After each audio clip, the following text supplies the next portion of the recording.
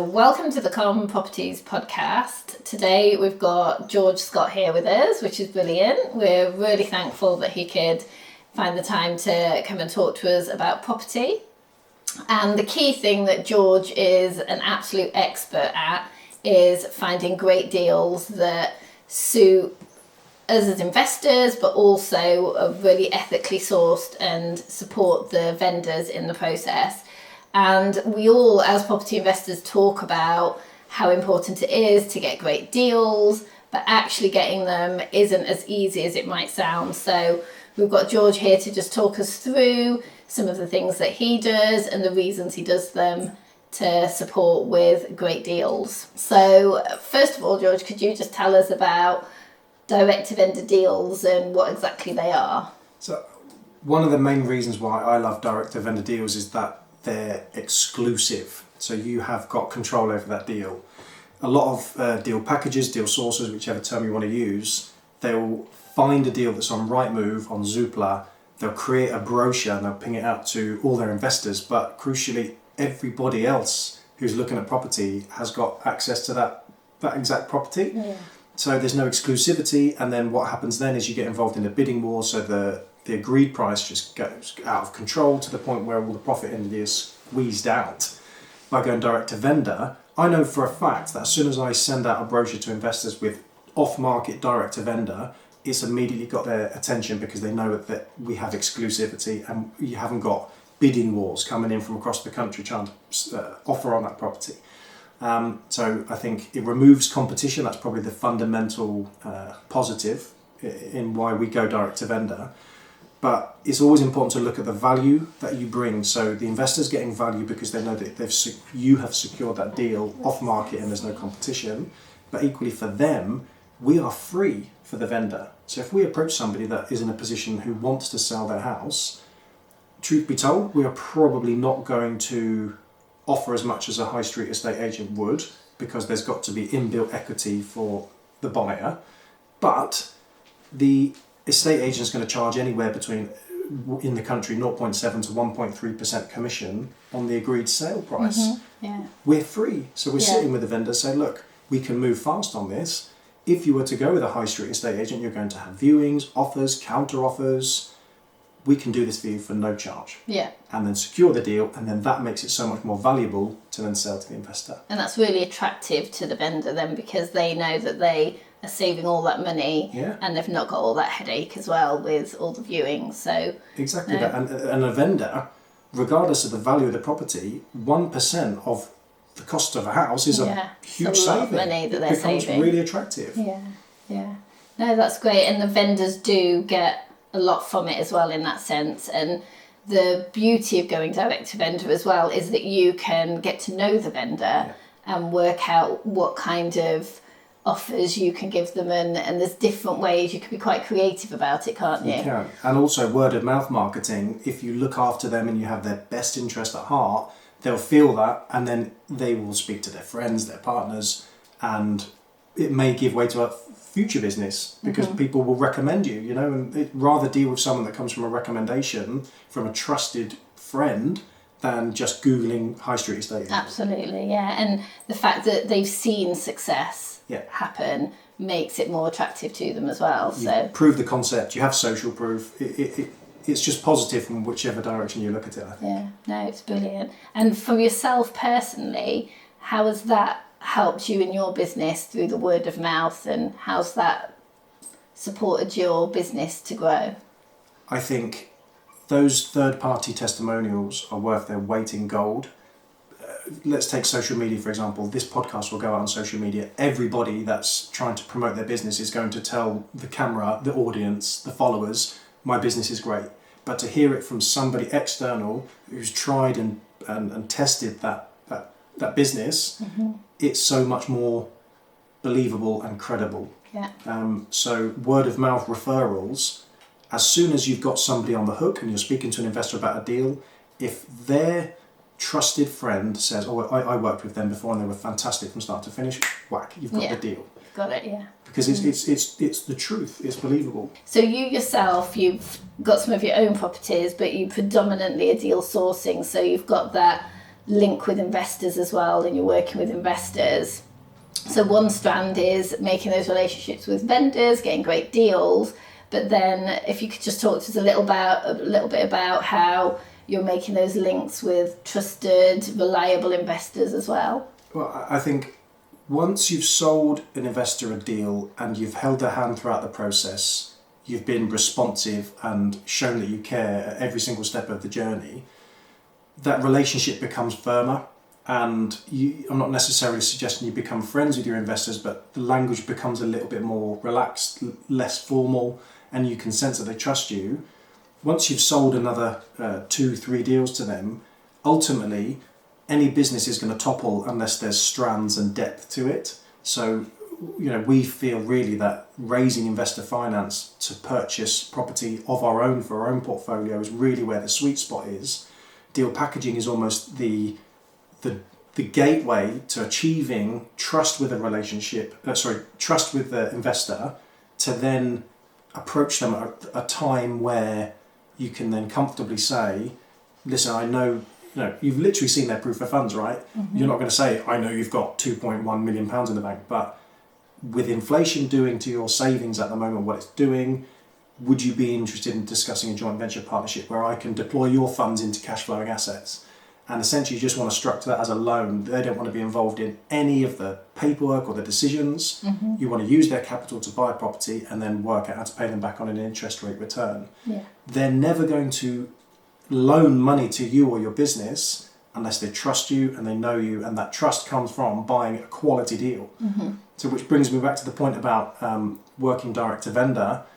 It enables us to get such a good discount because we are direct to vendor, and it's important to point out, full transparency for your podcast here, that sometimes people look at deal sources as they're sharks that will squeeze a vendor into a sale. It's not the case. If they need to sell their property, you would say with full transparency, go down the road and see any of these high street agents, they're going to get you a higher price. They're going to push for a higher price. When we go direct to vendor and we're having a sit-down conversation with the seller of that house, we need to come away there with a fundamental piece of information. What is the outstanding balance on the mortgage?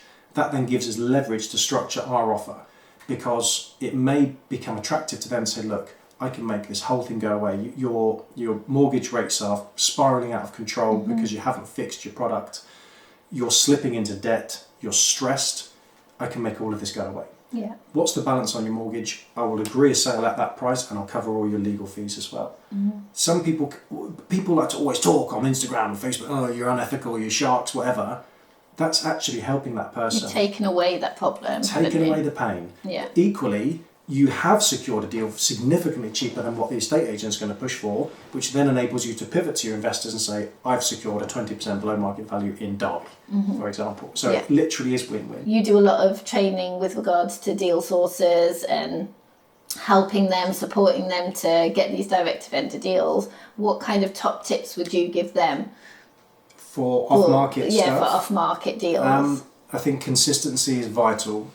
So at Progressive, we will teach the yellow letters with red ink and a yellow envelope.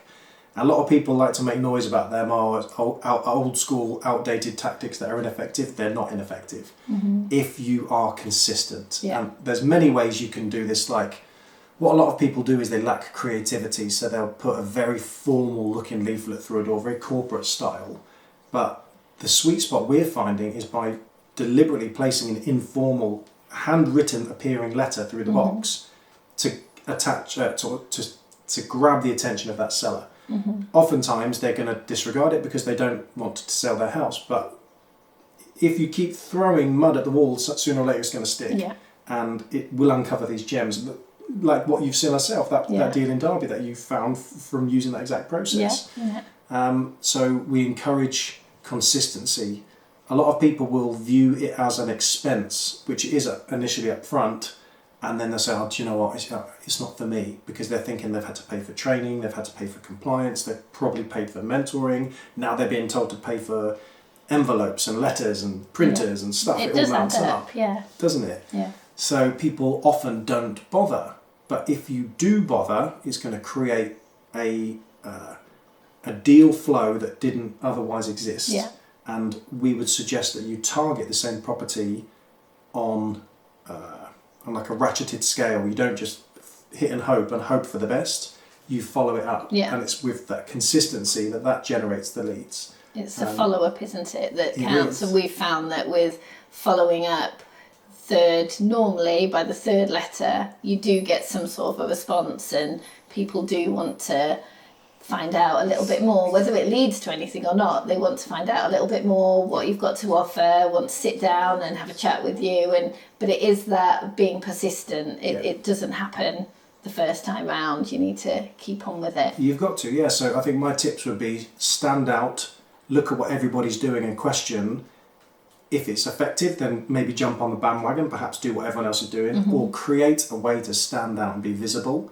But then don't just give up when you realise that they yield very low returns, because they no matter how good you are at this marketing, they're going to yield a low return. But if you keep on pressing, you're going to get the responses you need. And just one of those deals, if you sell a deal at £4,000 that's been created through your direct mail campaign, then it's paid back the printers and the ink and the stamps and all that stuff. Absolutely. You know what I mean? Yeah, no, definitely. And one thing we've found through networking is working with other people, that they're not the enemy. So I think that's really clear, to make sure that you're collaborating with other investors, other deal sources, talking property with them and working together. And if you can make half of something, half of 3,000, it's better than making nothing. 100%. So it is that collaboration and seeing that you can actually get so much more from making links with people locally and further afield. We've found that that's been really valuable. And you yourself, you're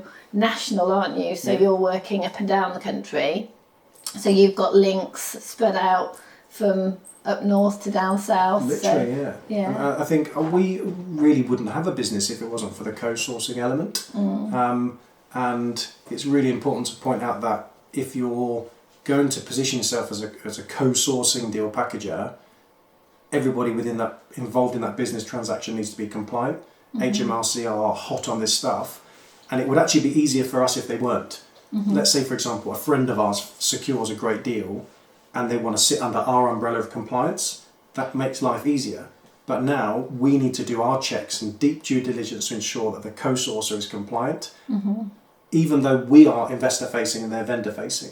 But now, because we use social media to position ourselves as a national deal packaging business, lots of people will find the deal and then realise, we've got no investors, and they know that we have many. So they'll come to us and say, hi, I've got this deal, can't do anything with it, can you help me? And we'll say every single time, prove your compliance before we even bother with this conversation. You're compliant. There's a box ticked. Does the deal stack? It does, fantastic.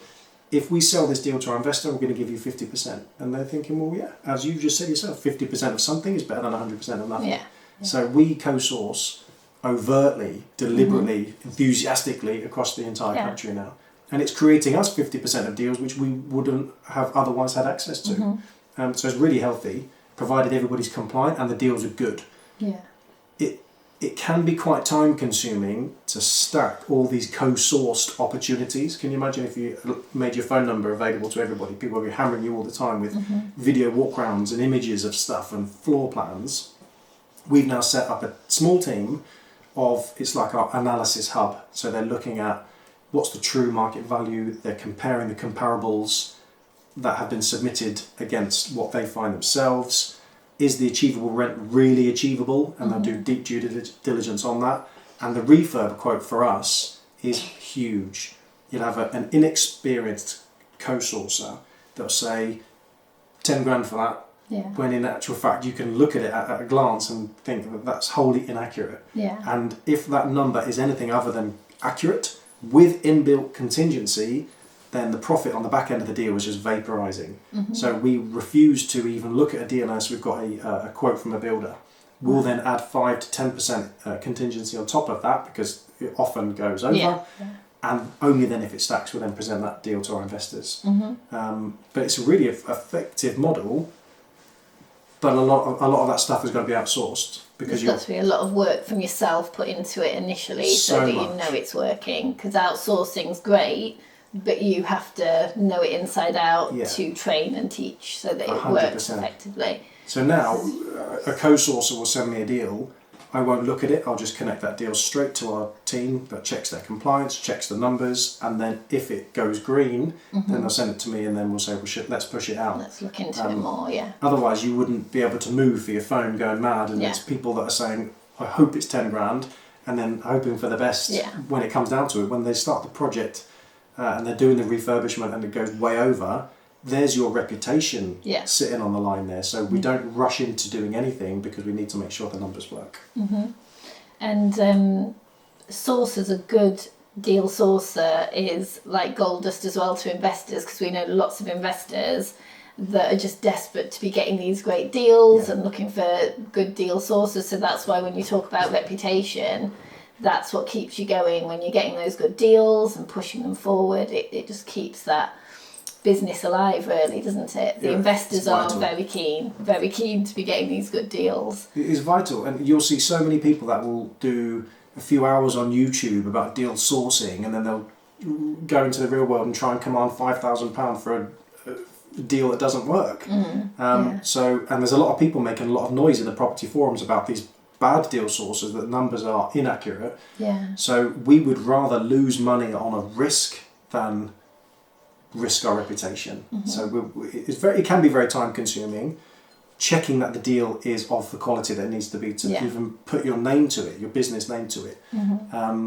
But as you'll know, deal packaging moves so fast that you've got to be responsive, you've got to be on top of it as the opportunity arises. But we'll never push anything out that we are not certain if the numbers are supported by factual evidence that we can then present to the investor, because they can ask the questions. And we need to be able to show that stuff.